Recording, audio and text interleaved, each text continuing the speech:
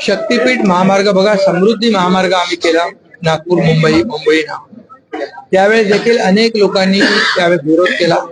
सरकारची भूमिका, मी त्यावेळेस मंत्री होतो त्या खात्याचे, देवेंद्रजी मुख्यमंत्री होते. आमची भूमिका एवढीच होती की हा विकासाचा महामार्ग होतोय, आज आपण पाहतोय की त्याचा फायदा किती आहे. आणि त्यावेळेस देखील काही लोकांनी त्याला सुरुवातीला विरोध केला, नंतर त्यांना कळलं या रस्त्याचं महत्व काय, आणि मग त्यांनी स्वतःहून आपल्या जमिनी कन्सेंट दिला, आणि त्याचा साक्षीदार मी आहे.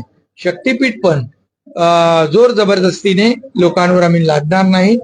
खरं म्हणजे शक्तीपीठाच्या माध्यमातून मराठवाड्यातल्या अनेक जिल्ह्यांना विकासाकडे घेऊन जाणारा शक्तीपीठ आहे. त्यामुळे काही ठिकाणी विरोध असेल तर त्यांच्याशी लोकांशी सविस्तर चर्चा होईल. त्याचबरोबर काही अगदीच त्या भागातून तो रस्त्याला विरोध असेल तर त्याची अलाइनमेंट देखील आम्ही चेंज करू, कारण लोकांवर हा आम्ही प्रकल्प लादणार नाही. 2.5 वर्षात तुम्ही काम पाहिलं, केलं ना आम्ही. विकासाचे प्रकल्प बंद पाडले होते ते सुरू केले की नाही.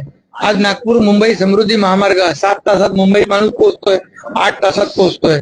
आता तुम्हाला इथून नांदेड मधून देखील आपल्याला नांदेड जालना सुरू होतोय, तर आणि आता तुम्ही मुंबईला 6 तासात पोहोचलो. तर त्यामुळे या रस्ते कनेक्टिव्हिटी महत्वाची आहे आणि ती सर्वसामान्य लोकांसाठी आहे. म्हणून प्रकल्प आम्ही जे मराठवाडा वॉटर ग्रीड बंद पाडलं होतं, जलयुक्त शिवार बंद पाडलं होतं, देवेंद्रजी मुख्यमंत्री असताना चालू केलं, नंतर महाविकास आघाडीने बंद केलं, मी मुख्यमंत्री झालो ते पुन्हा सुरू केलं. शेतकऱ्यांसाठी आहे, ते कष्टकऱ्यांसाठी, या राज्यातल्या जनतेसाठी आहे. एकीकडे विकास प्रकल्प आम्ही केले, दुसरीकडे लोकाभिमुख कल्याणकारी योजना आम्ही केल्या.